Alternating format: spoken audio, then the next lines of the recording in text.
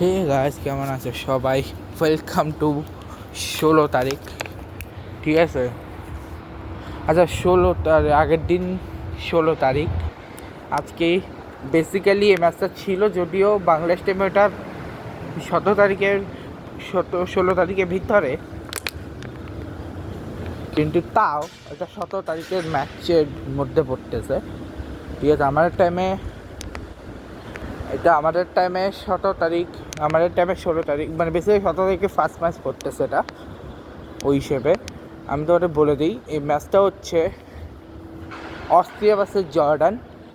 একটা যেহেতু ইউরোপ ভালো করতেছে না, জর্ডান এশিয়ার টিম, ইউরোপের মধ্যে শুধু আছে, ইউরোপে ওটা আমি পরে আসতেছি। বাট জর্ডান অস্ট্রিয়া একটু স্ট্রং, বিকজ কোনো একটা ওয়ার্ল্ড কাপে ওরা ফাইনাল যায়নি, কিন্তু ভাই ওরা সব থেকে বেশি গোল দেওয়ার টিম। অস্ট্রিয়ার সব থেকে বেশি হায়েস্ট গোল ওদের ওয়ার্ল্ড কাপে। ওরা একটা ওয়ার্ল্ড কাপের কোনো একটা ইয়েতে ওরা 11-0 দিয়েছিল কোনো একটা টিমকে। ওই টিমের এগেনস্টে খেলবে জর্ডান, যারা এটা ফার্স্ট ওয়ার্ল্ড কাপ। ঠিক আছে, এরা কখনো ওয়ার্ল্ড কাপ খেলে নাই জর্ডান, এবং এশিয়ার ওয়ান অফ দ্য বেস্ট টিমগুলোর একটা জর্ডান। এবং আরবিক কান্ট্রিতে সব থেকে শান্ত আরবিক কান্ট্রি হচ্ছে জর্ডান। হোপসো এই ম্যাচটা জেতার কথা, লেটস সি কী হয়। তাও অস্ট্রেলিয়ার দিকে আমি রাখবো, আইদার অস্ট্রেলিয়া জিতবে, আইদার ড্র হবে, আইদার জর্ডান জিতবে, এরকমই আমি বলতে পারি। কারণ এশিয়া টিমগুলো যেভাবে ভাই ক্যারিশমা দেখাই গেছিলো এতদিন, এক্সেপ্ট ইরাক বাদে, কেন সেটা পরে বলবো, তার জন্য বলতেছি। এবার আসি সেকেন্ড ম্যাচ, যেটা হচ্ছে কালকের, সেটা হচ্ছে পর্তুগাল ভার্সেস ডিআর কঙ্গো। এবং পর্তুগাল ভার্সেস ডিআর কঙ্গোর ম্যাচটা হবে one of the best match, because ওরা যদি জিতে তাহলে ফিফথ, যদি পর্তুগাল জিতে তাহলে ফিফথ কান্ট্রি যারা হবে, ফিফথ কান্ট্রি যারা জিতবে। ঠিক আছে, আর যদি ডিআর কঙ্গো জিতে, সেটা হচ্ছে আজকে রাতের ম্যাচের উপর ডিপেন্ড করবে যে ওরা কত নাম্বার রাতের ম্যাচ, মানে আর্জেন্টিনা আলজেরিয়া ম্যাচটার উপর ডিপেন্ড করবে। ঠিক আছে, আর্জেন্টিনা আলজেরিয়া ম্যাচের উপরে ডিপেন্ড করবে যে ডিআর কঙ্গো যতগুলো আফ্রিকা কান্ট্রি আছে তাদের মধ্যে হবে, নাকি ওরা সাউথ আফ্রিকা তিউনিসিয়া হয়ে যাবে। আজকে আলজেরিয়া এবং ডিআর কঙ্গো দুটো দেখা যাবে। আর পর্তুগাল জিতলে পর্তুগাল হয়ে যাবে জার্মানি, ফ্রান্স আর Norway. Germany, France, Norway, Sweden. কেন সেটা বলতেছি, ঠিক আছে। এরপরে match my one of the favourite battle হতে চলেছে। আচ্ছা, তো যদি আমি চাইবো পর্তুগাল জিতুক এই ম্যাচটা, পর্তুগালই জিতবে এই ম্যাচটা। ওইটা তো আমি স্পেনকে ধরছিলাম কেপ বার্থডে রেখেছে, তা ওখানে ভাই কেপ বার্থডে যেটা করে দেখাচ্ছে, ডিআর কঙ্গো দেখাতে পারে, but as cost Portugal one of the best team, তো জিতার চান্স আছে। এবার আসি এই ম্যাচটাতে আমি অ্যাকচুয়ালি শিওর না যে আমি লুকা মডরিচের পক্ষে যাব না আমি হ্যারি কেনের পক্ষে যাব, বিকজ একজন মাদ্রিদের one of the great player, আর একজন বায়ার্ন মিউনিখের one of the great player. এখন আমি কাকে জিতাবো কাকে রেখে, এটাই আমি একটু কনফিউশনে পড়ে আছি, মানে England versus Croatia. But but but but but ইংল্যান্ডের পারফরমেন্স এবং ক্রোয়েশিয়ার পারফরমেন্স দুটোর মধ্যে পার্থক্য হচ্ছে, একজন সেমিফাইনালিস্ট আর একজন দুই ওয়ার্ল্ড কাপে, একজন একবার সেমিফাইনাল কোয়ার্টার ফাইনাল, একজন হচ্ছে এক ওয়ার্ল্ড কাপের ফাইনালিস্ট, আর মানে এক ওয়ার্ল্ড কাপের রানার্স আপ আর এক ওয়ার্ল্ড কাপের থার্ড। তো হিসেবে ক্রোয়েশিয়াকে জিতাতে উচিত। ইংল্যান্ড ইউরোতে ভালো করতেই পারে, কিন্তু Croatia better then England in world cup, so আমি ক্রোয়েশিয়াকে জিতাবো এই ম্যাচটা। কোনো দিবটা আমি ক্রোয়েশিয়াকে জিতাচ্ছি। এরপরে ম্যাচ হচ্ছে ভাই, এটা পানামা কোনো ক্ষেত্রেই এগিয়ে নেই ঘানার থেকে, তো ঘানাই জিতবে এটা। পানামার এদিক ওদিকে কোনো সুযোগ নেই।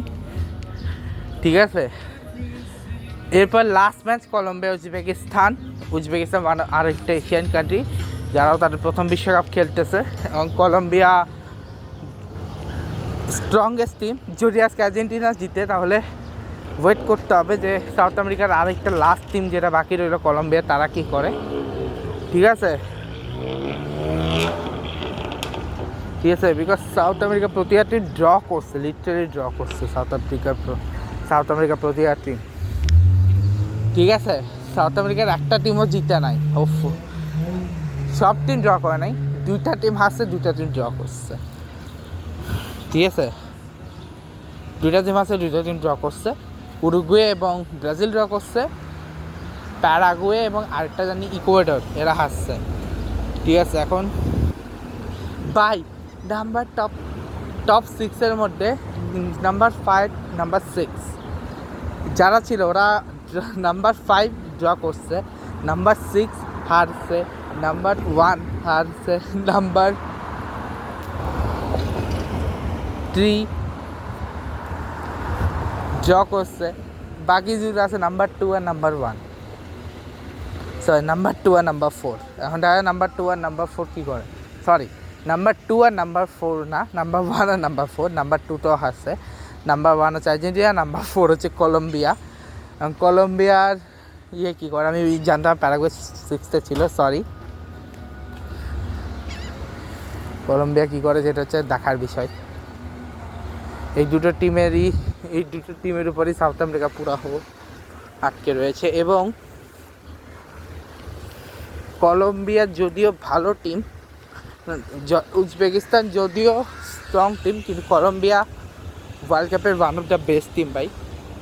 সেমিফাইনাল, কোয়ার্টার ফাইনাল খেলা, নকআউট খেলা তো ওদের নেশাতে আছে। তো ডেফিনেটলি আমি এটা কলম্বিয়া জিতবে, শিওর থাকবো। ঠিক আছে, এটা কলম্বিয়া জিতবে। তো 5টা বললাম, এবার আসি ফার্স্ট ম্যাচ আজকের, যেখানে আমরা এই ফার্স্ট হাফ কোনো গোল হয়নি। সেকেন্ড হাফের in the 66 minute pass of Olise, সেখান থেকে ব্রিলিয়েন্ট একটা গোল মারে কিলিয়ান এমবাপ্পে। এবং এরপরে বারকোলার গোল আসে, এবং এরপরে সাইবা বলে একটা প্লেয়ার আছে ওদের, মোহাম্মদ সাইবে, সে গোলটাই হচ্ছে সেনেগালের তরফ থেকে in the last minute of the game. এমবাপ্পের ফায়ার গোল, একেবারে এমন জায়গায় দিয়েছে গোলকিপার বাঁচাতে পারতেন, এবং তার ইন্টারন্যাশনাল 50তম গোল হয়ে গেছে। এবং সে এই মুহূর্তে মিরোস্লাভ ক্লোজারতে জাস্ট 2 গোল পিছাতে 14টা গোল করে ফেলেছে ওয়ার্ল্ড কাপে। ঠিক আছে, এরপরে সেকেন্ড ম্যাচ যেটা হলো সেটা হচ্ছে অলরেডি চলতেছে, যেখানে আর্লিং হালান্ড 2 গোল করছে এবং 1 গোল ইরাকের থেকে একজন করছে। এটা হচ্ছে লেও অস্তিগাট একটা গোল করছে হয়ে। ইরাকে অলরেডি এগিয়ে আছে, অর্থাৎ নরওয়ের ম্যাচে ইজিলি জিতবে, ইরাকের চান্স নাই। অর্থাৎ ফার্স্ট এশিয়ান টিম ইরাক, যারা হারতে চলেছে ওয়ার্ল্ড কাপ, এখন দেখার বিষয় হচ্ছে উজবেকিস্তান জর্ডান কী করে। এশিয়া থেকে 2টা দল বাকি আছে, ইউরোপের থেকে 3টা দলের মধ্যে দেখো ভাই একটা ইউরোপিয়ান হারবেই, ইংল্যান্ড আর ক্রোয়েশিয়ার ম্যাচটাতে। ঠিক আছে, আরেকটি ইউরোপিয়ান কী করে, যে জিতবে মানে সে হচ্ছে সুইডেন, আর যে হারবে সে চলে যাবে হচ্ছে ওই হারছে যে একমাত্র ইউরোপিয়ান কি আছে চেক রিপাবলিকের দলে। ঠিক আছে, না চেক রিপাবলিক কুরাসাওয়ের দলে। ঠিক আছে, কারণ কুরাসাও তো ভাই জার্মানি গ্রুপেরই, আর জার্মানির সিস্টেমটা এমন, যদি রিকোয়েস্ট হারাইও দেয় না, তাও জার্মানি কোয়ালিফাই করে যাবে। বিশেষ করে গোলের ব্যবধানটাই এত, 6 গোলের ডিফারেন্স আছে ওদের। ওরা মাত্র একটা গোল খেয়েছে, ওরা 7টা দিচ্ছে, 6 গোলের ডিফারেন্স ওদের। আর 2-3টা যদি দিত, তাহলে ওদের আরও বেশি ডিফারেন্স আছে, তখন বিপক্ষের যদি হারাই দিত, তাও জার্মানি ইজিলি চলে যেত।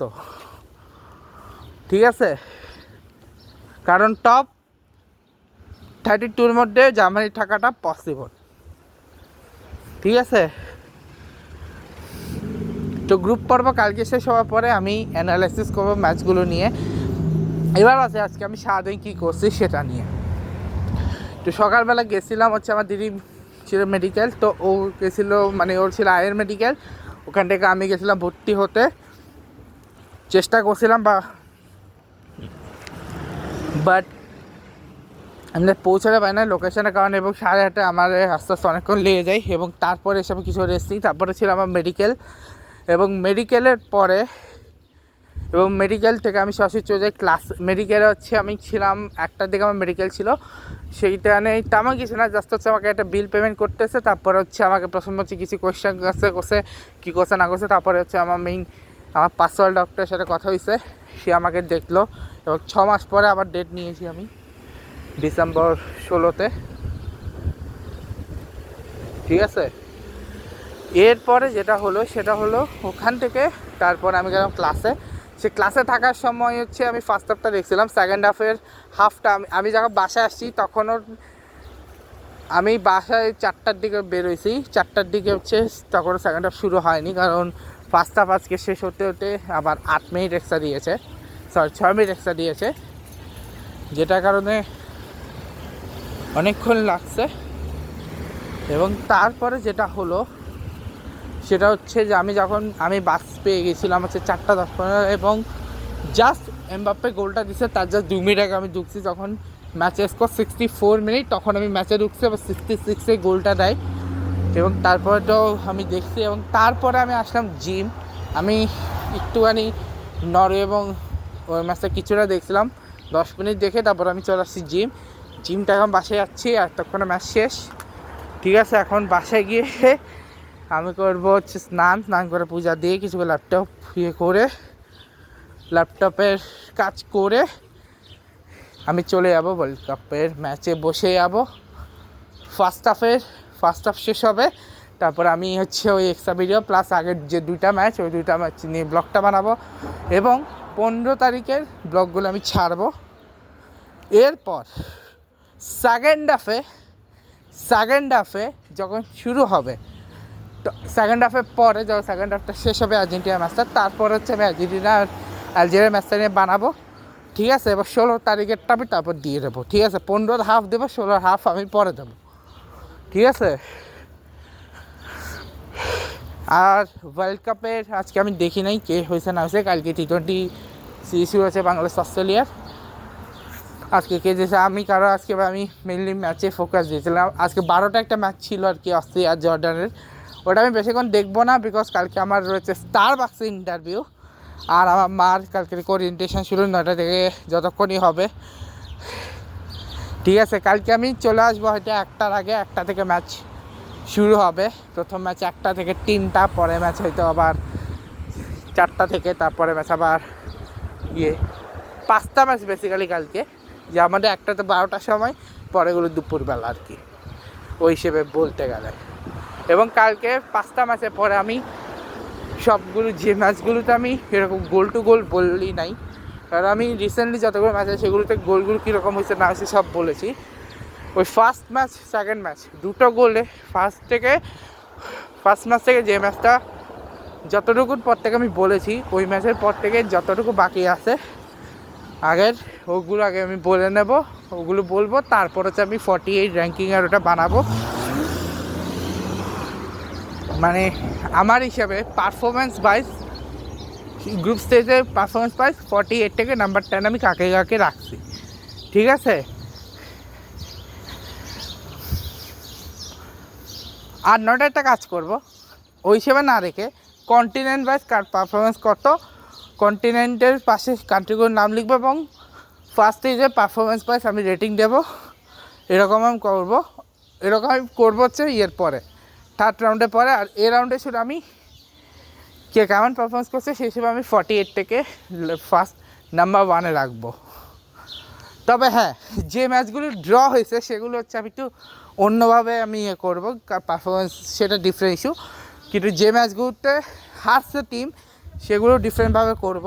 এবং যে ম্যাচগুলোতে তবে হ্যাঁ, জিতা টিমের পারফরমেন্সটা ডিফারেন্ট হবে, ওরা টপের দিকে থাকবে যারা জিতা ম্যাচ। তবে একটা কথা বলে দিই, টপ 8-এর ভিতর স্পেন থাকছে না, এটা আমি আগে বলেছি। আমার টপ 8-এ স্পেন নেই, বিকজ কেপ বার্থদের পারফরমেন্স ওরা টপ 8-এ জায়গায় করে নিয়েছে অলরেডি, আমি বানায় রাখছি। শুধু আমি পরেগুলো বানাতে কনফিউজ হয়ে আছি, বিকজ আমি 48 সবার এখনও ম্যাচ হয়নি তার জন্যে। ঠিক আছে,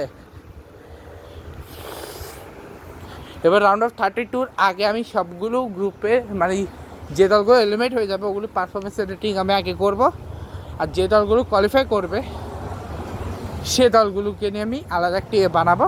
সেটা হচ্ছে ইয়ের পরে গ্রুপ স্টেজে, সেটা হচ্ছে রাউন্ড অফ 32 শুরু হবার আগের দিন করবো আমি। কিন্তু একটা কথা বলে দিই, আমার টপ এটা 3টা টিম নাই যাদেরকে আমি এক্সপেক্ট করছিলাম থাকবে, কিন্তু 3টা কেউ নেই। একটা হচ্ছে ব্রাজিল, একটা হচ্ছে স্পেন, আর একটা হচ্ছে ভাই একটা আমার one of the favourite team, কিন্তু তাও আমি ওটাকে টপ 8-এ রাখতে, টপ 10-এর ভিতরে একটা হচ্ছে সুইজারল্যান্ড। ঠিক আছে, তবে হ্যাঁ টপ 8-এর ভিতরে 3ও হোস্ট আছে, 3 হোস্ট মানে 2 হোস্ট আছে এবং কেপ বার্থডে আছে। এইটুকু আমি হিন্ট দিচ্ছি যে কেপ বার্থডে এবং টপ 2 হোস্ট, আর তার সাথে হচ্ছে 3টা হোস্ট মানে 2টা হোস্ট, আর তার সাথে হচ্ছে এশিয়ার 2-3টা দল আছে, এটা 100% শিওর থাকো। ঠিক আছে, তবে হ্যাঁ আমি চ্যাম্পিয়ন দলগুলোকে কাউকে টপ 10-এ রাখছি না, এক্সেপ্ট মানে চ্যাম্পিয়ন দলে কাউকে আমি টপ 10-এ রাখবো না। যত ওরা ভালো খেলুক তা আমি টপ 10-এ রাখবো না ওদেরকে।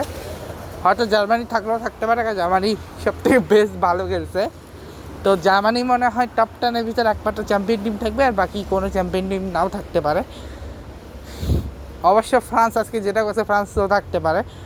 চ্যাম্পিয়ন টিমের মধ্যে শুধুমাত্র 2টো টিম হচ্ছে যাদের আমি রাখতেই পারবো না, সেটা হচ্ছে ব্রাজিল অলরেডি আমার লিস্ট থেকে বাইরে, স্পেন আমার লিস্ট থেকে বাইরে, টপ 10-এর লিস্ট থেকে বাইরে। ঠিক আছে, এই দুটো তো অলরেডি আমার টপ 10 লিস্ট থেকে বাইরে। ঠিক আছে, মানে চ্যাম্পিয়ন 8টা দলের মধ্যে তো 7টা আসছে, ইতালি তো নাই, ইতালি তো আগেই আগে বাকি যে 7টা তার মধ্যে শুধু 2টো টিমের করে খেলা হয়নি, আর্জেন্টিনা আর ইংল্যান্ড, বাকি সবার খেলা হয়ে গেছে। জার্মানি জিতছে, এখন হয়তো ইংল্যান্ডের পারফরমেন্সের উপর ডিপেন্ড করবে ইংল্যান্ড আমার এই টপ 10 থাকবে কিনা। আর্জেন্টিনাকে আমি কোথায় রাখবো আমি নিজেও জানি না, ওদের পারফরমেন্সে ডিপেন্ড করবে, কারণ ওদের রেকর্ড আছে ফার্স্ট ম্যাচ না জিতার। আর আরেকটা কথা হচ্ছে যে আরেকটা কথা হচ্ছে যে আমি এখনও ফিফা কার্ড কিনি নাই, কিনবো কিছুদিন পরে। আজকে আমার যাচ্ছে কিনা কথা ছিল, কিন্তু কেনা হয়নি, কালকে ইন্টারভিউর সময় কিনে নেবো একেবারে। তো এই ব্লগটাকে শেষ করছি, দেখা হচ্ছে goodbye, I love you guys.